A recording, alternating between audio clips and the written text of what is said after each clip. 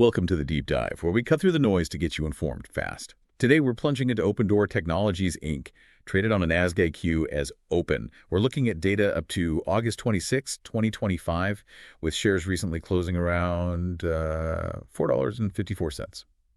Okay, so we're going to unpack Opendoor. This is a company that really, revolutionized how we sell homes, but it presents a truly fascinating paradox right now. Its stock has seen this, massive recent surge, yet our analysis reveals a pretty stark divergence. So the big question is this company on the verge of some kind of AI-driven real estate revolution? Or is the rally simply maybe a meme-fueled frenzy, totally detached from its core financials? We're diving deep today to figure out if it's a brilliant strategic pivot or maybe just a bubble waiting to burst. It's a really compelling scenario, isn't it? The narrative surrounding Opendoor often feels almost diametrically opposed to what the raw numbers are telling us. And given its recent volatility and, the company's pretty ambitious strategy, understanding both the vision and the underlying financial realities, well, it's absolutely essential for our deep dive today. Definitely. Before we jump in, just a quick note. This deep dive, like all our analyses, is powered by Stock Analytics AI. If you're keen on getting priority deep dives on specific tickers, remember to like and subscribe to Stock Analytics AI on YouTube. Our $4.99 and a month members get exclusive priority access, and we're actually covering all of the S&P 500 stocks over the next few months, so that's a big perk. And hey, if you just have a one-off stock you're curious about, dropping us a super thanks really helps get it on our radar. Right, let's get into it. Chapter 1, the business of instant offers. Deconstructing the Opendoor model. Okay, so to truly understand Opendoor, we really have to start with its foundational business model. They essentially pioneered what we now call iBuying. Can you break down what that actually entails for us? Absolutely. So at its core, iBuying, especially as Opendoor did it, was about simplifying home selling, massively simplifying it. They offer direct all cash, offers straight to homeowners. This bypasses the traditional, often, really lengthy selling process. Opendoor then takes ownership of the home, performs any necessary repairs, and then resells it on the open market. So it provides speed and convenience for the seller, really, in exchange for a streamlined transaction. Got it. And the revenue streams pretty much reflect this model, right? Over 95% of their revenue comes from home sales. Basically, the profit they make from buying low and selling hopefully higher, that buy-sell price spread. The other much smaller slice, less than 5%, that comes from service fees and other sources. This is typically, a 5-8% fee they charge sellers, sort of like an alternative to traditional agent commissions. It covers holding costs and things. Exactly. And it also includes ancillary services like title insurance through their subsidiary OS National. But, it's really important to see this not as a static model. It's actually undergoing a pretty significant strategic evolution. Opendoor is actively shifting towards a more balanced capital-light platform strategy. This isn't just about reducing the sheer volume of homes they hold on their books. It's actually a fundamental move. They want to decrease their exposure to those big real estate market swings and build more consistent, maybe less cyclical earnings. Okay, capital light. So beyond the original sell to Opendoor instant offer, what do these newer, more capital-light offerings actually look like? What do they tell us about where the company's headed? Right. Great question. While the core sell to Opendoor product, the one focused on speed and certainty, it definitely remains. They've introduced things like Cash Plus. This is more of a hybrid product, giving sellers some cash certainty, but also, the potential upside of a traditional listing. They're also pushing things like Opendoor Marketplace and List with Opendoor. These connect sellers directly with partner agents, and Opendoor just takes a referral fee. So they're working with agents more, not just trying to replace them. Exactly. It's a clear move to integrate, especially through programs like their Opendoor Key Agent program, turning agents into collaborators, really. Plus, they're expanding those ancillary services like mortgage financing through Opendoor Home Loans and title escrow via OS National. The idea is to capture more of the transaction value without necessarily having to own the actual house. Makes sense. And in terms of scale, how dominant are they in this iBuying space? Oh, they are the undisputed leader. Especially after Zillow Offers and Redfin now bowed out of the market, Opendoor really solidified its position. Estimates put their market share around 67% in 2023. They operate in over 50 U.S. markets now, and they've done something like 274,000 transactions since 2014. That's a massive footprint. And it brings us to a crucial question. Why are sellers actually choosing this model? Well, what's the core appeal for a homeowner? And crucially, what's the trade-off they're making? The appeal is almost purely convenience. Speed, certainty, and avoiding all the hassle of showings, repairs, waiting for buyers. You get a quick cash offer, you pick your closing date. It's simple. However, there's definitely a clear trade-off. Their offers are typically below fair market value, maybe around 70–80%, and then you have that service fee on top. So you pay a premium for that convenience. You really do. It's a choice. Okay, so with that foundational understanding of their business, let's zoom out a bit. How does Opendoor fit into the broader real estate landscape, especially with this whole explosion of PropTech? Well, we're seeing this massive technological transformation in real estate, right? AI and machine learning are being used everywhere for automated valuation models or AVMs. Big data is huge for predictive analytics. And consumers are just demanding more digital experiences now. Opendoor is right in the thick of these trends. They're a key player in this whole PropTech revolution. The competitive landscape has certainly shifted too. Directly, OfferPad Solutions is their main remaining iBuyer competitor, though, much smaller. But then you also have these power buyers like HomeLight and Knock. And of course, the big tech-enabled brokerages like Compass, Zillow, and Realtor.com are always players. Yeah, and we can't really ignore the regulatory side either. Opendoor faced that significant issue back in 2022, remember? They settled with the FTC for $62 million over allegations of deceptive marketing claims about how much sellers would actually profit. Right, that definitely raised some eyebrows. It did, and it really highlighted the importance of transparency and how they communicate their offers and fees. Interesting. Despite the competition and those regulatory challenges, there are still pretty formidable barriers to entry in iBuying, aren't there? I mean, it's incredibly capital intensive. You need billions in financing just for inventory. But perhaps their biggest barrier, maybe their moat, is their technological and data advantage. That sophisticated automated valuation model, the AVM, it needs vast amounts of data and AI. That's really the differentiator, I think. Aha.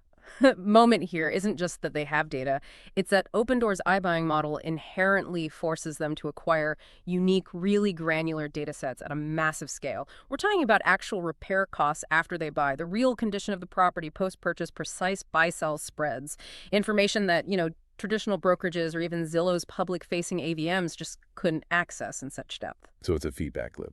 Exactly. This proprietary feedback loop, while obviously very expensive to build and maintain, is their undeniable moat. Every single transaction feeds their AI engine, makes their model smarter, improves their pricing accuracy. It creates this kind of virtuous, self-reinforcing cycle. Tools they talk about, like Risk AI and Repair Copilot, which apparently use photos and videos to identify complex issues and estimate repair costs, those are direct results of this data advantage. Okay, that makes sense. Now let's turn our attention to Chapter 2, Evaluating the Architects, Management and Capital Allocation. So Carrie Wheeler, she was the CEO who took over during what the company itself called a crisis in late 2022. She's generally credited with stabilizing things, implementing cost-cutting, and actually achieved their first positive adjusted EBITDA in Q2 2025. Right. But the recent leadership change is, I think, a really crucial signal here. Wheeler stepped down just recently, August 15th, 2025, and Srisha Radhakrishna, who was the Chief Technology and Product Officer, was appointed as the interim leader. Now, this doesn't feel like just a routine succession. It really seems to signal a fundamental shift in corporate priorities, moving from a CEO with a strong financial background to an interim leader deeply rooted in product and technology. Well, it strongly indicates the board's intent to really accelerate Opendoor's transformation into an AI-first, tech-focused platform. Less finance, more tech, maybe. Interesting pivot, potentially driven from the top.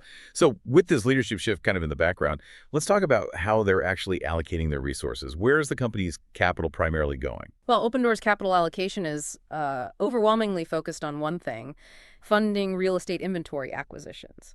It's just an incredibly capital-intensive process. It demands billions, literally billions, in financing facilities. Their M&A history, by contrast, is pretty sparse. OS National, the title company they bought back in 2019, that's really the only significant acquisition, and that was aimed at vertical integration. Right, and consistent with being a growth-oriented, capital-hungry, and let's face it, historically unprofitable business model, there's absolutely no history of share buybacks or cash dividends. Which brings us neatly to a critical financial metric: return on invested capital, or ROIC. Opendoor's trailing 12-month ROIC is, well, it's deeply negative. Depending on the calculation, it's somewhere between -4.03% and -9.14%. Now, compare that against their weighted average cost of capital, or WACC, which is estimated around 10.3%. So they're borrowing money at 10% and earning -4 to 9% on it. Essentially, yes. This means the company is currently destroying value, not generating sufficient returns to even cover its cost of capital. For investors, this negative ROIC spread is a huge flashing red light. It signifies that every dollar they invest isn't really earning its keep right now. That whole AI pivot we talked about, it needs to fundamentally transform this equation, and frankly, pretty quickly. Okay, let's move into the numbers more deeply. Chapter 3, the financial foundation, a rigorous quantitative analysis. Now let's get into the nuts and bolts of Opendoor's financial health. As of August 26, 2025, its market capitalization stands at approximately $3.34 billion. But as we mentioned, that figure has seen some absolutely extreme volatility recently. Their 5-year revenue growth really tells a dramatic story. It's like a roller coaster. They experienced explosive growth during the housing boom, right? Revenue jumped from about $2.6 billion in 2020 all the way up to $15.6 billion in 2022. But then, bam, as the market cooled with rising rates, we saw this sharp contraction. Revenue dropped to roughly $7 billion in 2023 and then down again to $5.15 billion in 2024. The potential good news is that Q2 2025 showed a small 4% year-over-year increase, which might signal some stabilization, maybe? Yeah, maybe is the key word. When we look at profit margins, Opendoor operates on incredibly thin ice. Their gross margin for the trailing 12 months is around 8.05%, but their operating margin is negative 3.80%, and the net margin is also negative at negative 5.89%. And these margins aren't just thin, they are extremely volatile. We've seen them swing wildly from slightly positive, like plus 1.16% net margin, to deeply negative, like negative 27.61% in just the last few years.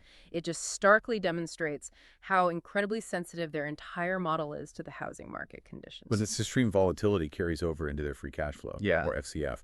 That's a major point of analysis, right? Because it's often just a reflection of inventory changes rather than underlying core profitability. Like, for instance, that massive positive FCF they showed in 2023, that was mostly due to them aggressively shrinking their inventory, selling off houses, not because they were suddenly making robust profits. Exactly. It's an accounting effect of shrinking the balance sheet, not operational cash generation. And projections show these wild swings continuing, maybe positive in 2025, then negative again in 2026. It just underlines this inherent instability. And in terms of earnings consistency, well, there isn't much consistency, is there?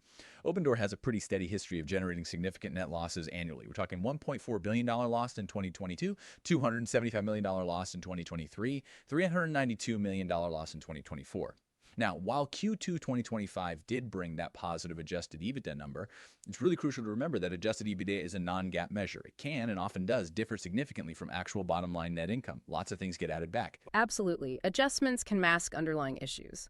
So this naturally raises the question of how a company with such high debt can possibly maintain stability. Opendoor's debt-to-equity ratio is really high, somewhere between 345% and 392%. That's a lot of leverage. Yet, kind of paradoxically, they also boast a strong current ratio of 4.35. This indicates they have sufficient liquid assets, mostly cash and inventory, to cover their short-term liabilities. It's a very precarious balance, though. It's heavily reliant on the liquidity and, critically, the stable valuation of its real estate inventory. If house prices drop sharply, that current ratio could deteriorate fast. Right, that inventory value is key. And as we've noted, they reaffirm no dividend payments. Not surprising. Now, moving to valuation analysis. The standard price to earnings, or PE ratio, isn't really meaningful here because of those consistent negative earnings. The TTM PE is around negative to 10.6 or so. Right. So instead, we often turn to the price to sales PS ratio for relative valuation, especially for companies like this. Opendoor currently trades at about 0.65 times trailing 12-month sales. Now, how does that compare? It's significantly lower than asset-light peers like Zillow, which trades at almost 7 times sales, or Redfin at about 1.4 times sales. This clearly reflects the market's skepticism about their capital-intensive iBuying model versus those platform businesses. But it is higher than their direct competitor. Yes, it's notably higher than its direct iBuyer competitor, OfferPad, which trades at a tiny 0.07 times sales. So the market sees some premium for Opendoor within the iBuying niche. Okay, so relative valuation gives us context. For intrinsic valuation, we turn to our discounted cash flow, or DCF, model. Just as a reminder, this approach tries to estimate the value by summing up all expected future cash flows and discounting them back to their present value, accounting for time and risk. Right.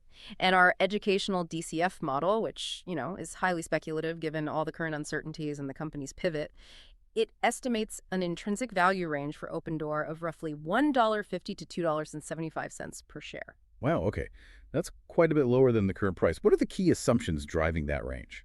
Well, the key assumptions include using consensus analyst forecasts, which actually project a revenue decline of about 21% for 2025, followed by only a modest recovery thereafter. We used a terminal growth rate of 2.5%, pretty standard. And importantly, the discount rate, or WACC, is set relatively high at 10.5%. This reflects their high financial leverage and also their significant stock volatility. They have a really high beta of 2.92. High risk demands a high discount rate. Understood. Okay, let's shift gears now and consider Chapter 4. Market sentiment. How is the broader market viewing Opendoor right now? Well, starting with Wall Street analysts, they seem overwhelmingly cautious, maybe even bearish. The average 12-month price target is only around a $1.14 to $1.45. Compared to the current price near $4.50, that implies, well, over 70% potential downside. That's stark. Individual targets are clustered low too, mostly between 70 cents and $2. The overall consensus rating is technically hold or neutral, but it feels pretty polarized, leaning negative. Yeah, and this cautious, data-driven outlook from professional researchers stands in really sharp contrast to the prevailing media narrative, which is often dominated by the meme stock angle. Yeah. News coverage frequently focuses on the stock's, absolutely explosive recent rally. It highlights retail investor enthusiasm, social media hype. Catalysts often mentioned include that CEO change we discussed, news about certain hedge funds taking positions, and of course, widespread speculation about potential Fed rate cuts eventually helping the housing market. So a real disconnect between fundamentals and hype. A massive disconnect. It's fundamental analysis versus market momentum, basically. Okay, looking at specific market indicators, what about short interest? It's very high. Reports show it between 20.6% and 23.4% of the public float. That indicates pretty significant institutional bets against the stock succeeding at its current valuation. And of course, high short interest also creates the potential fuel for a short squeeze if sentiment were to rapidly turn positive. And yet, the price relative to moving averages tells a completely different story, doesn't it? The current price of $4.54 is substantially above both its 50-day moving average, which is around $1.82, and its 200-day moving average at $1.43. That shows incredibly powerful short-term momentum pushing the price upwards, completely ignoring those averages. So zooming out, you synthesize these conflicting signals, and Opendoor emerges as a true battleground stock. That term fits perfectly here. We are seeing this profound disconnect. You've got bullish technical indicators and this speculative, almost meme-driven momentum on one side, and then overwhelmingly bearish fundamental analysis and cautious institutional sentiment on the other. The current share price really doesn't feel like a rational consensus reflecting intrinsic value.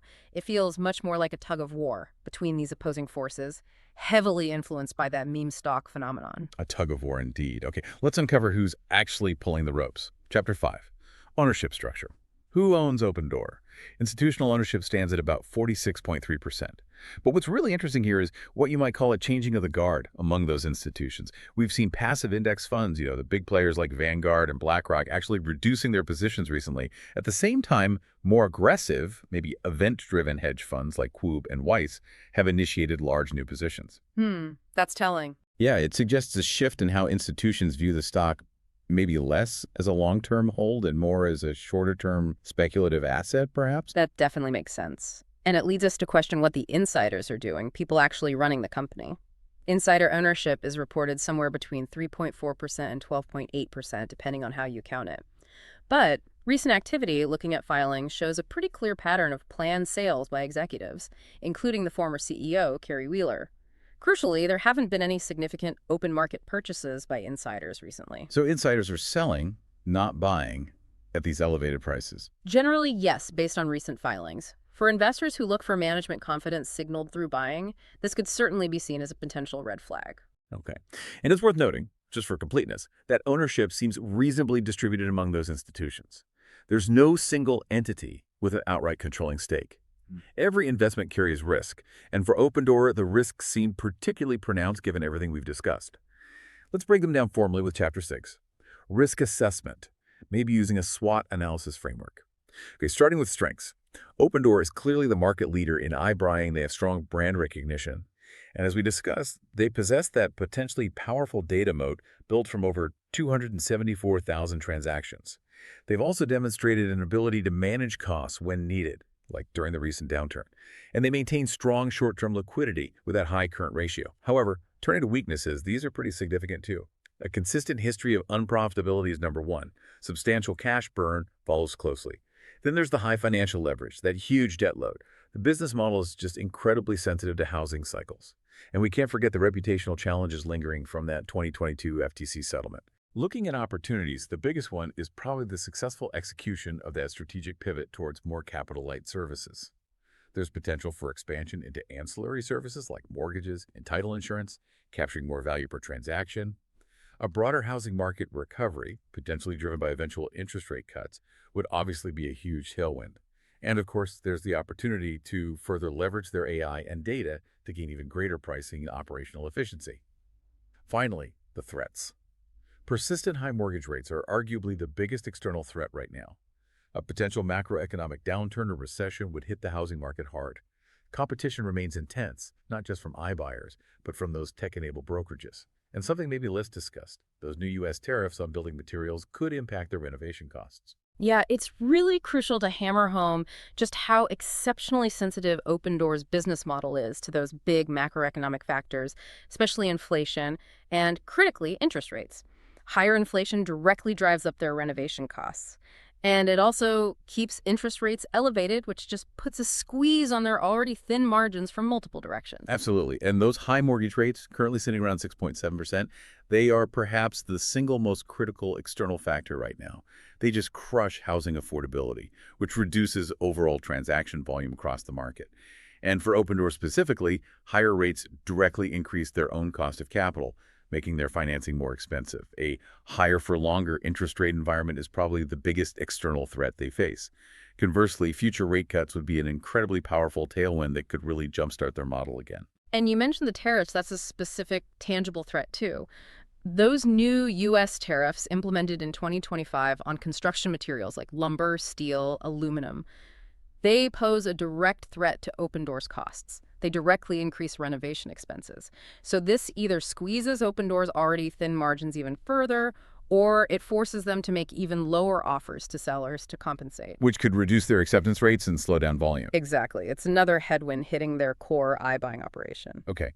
We've journeyed through Opendoor's business, its management, the financials, market perception, ownership, and the significant risks. Now let's try to bring it all together in Chapter 7, Conclusion. Right. So this whole analysis really frames Opendoor as a company at a critical inflection point. It perfectly embodies that paradox we introduced right at the top of our deep dive. On one hand, you have the bull case. This view sees Opendoor as the undisputed market leader, fortified by a strong data moat and a potentially powerful AI engine. And it's a big if they successfully execute this pivot to a more capital-light model, and if the cyclical housing market recovery takes hold, well, then it could lead to significant scale and eventually sustained profitability. That would justify the whole AI-driven revolution narrative. However, the bear case is equally, if not more, compelling based on the current data. It points to that long history of unprofitability, the dangerously high financial leverage, and the extreme vulnerability to housing cycles, which is being acutely felt right now with high mortgage rates. From this perspective, the stock's recent absolute massive surge appears profoundly disconnected from these underlying fundamentals. You have negative analyst price targets, very high short interest, insiders selling shares. All these factors point to a profound lack of institutional confidence in the current valuation. This view leans heavily towards the meme-fueled frenzy side of the paradox. So, pulling it back to valuation, what does this all mean for its, true value as much as we can estimate it? Our educational DCF model, acknowledging its speculative nature given all the uncertainty, suggested an intrinsic value range of only about $1.50 to $2.75 per share. Yeah. Comparing that range to the current share price hovering around $4.54, well, our analysis strongly suggests that Opendoor Technologies Inc. is significantly overvalued based purely on current fundamentals and reasonable near-term projections.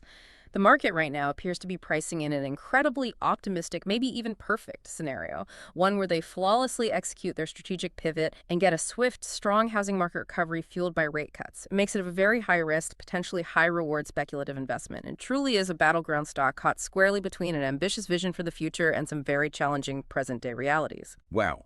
What a deep dive into Opendoor Technologies. It's absolutely clear this is a company facing an exciting, yes, but also incredibly challenging future. And there's just this significant, almost jarring disconnect between its current market price and its underlying fundamentals. Indeed.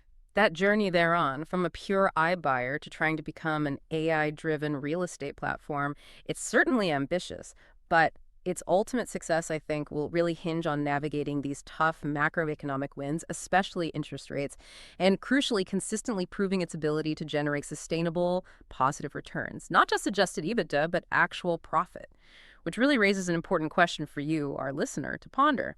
In this world of increasing data, powerful AI, and rapid technological change, how much weight should you give to a company's technological moat and its stated future potential versus its actual historical financial performance, especially when those two things seem to be pulling in completely opposite directions like they are here with Opendoor? Definitely food for thought. And that wraps up our deep dive for today. If you found this analysis insightful and want to unlock more like it, please remember to like this video and subscribe to Stock Analytics AI on YouTube.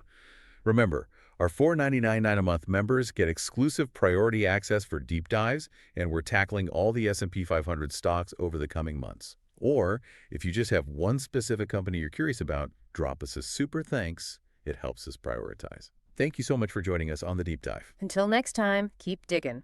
And just a final reminder, this analysis was generated by an AI system. It's intended for educational purposes only and should absolutely not be considered financial advice. Please always conduct your own thorough research or consult with a qualified financial advisor before making any investment decisions.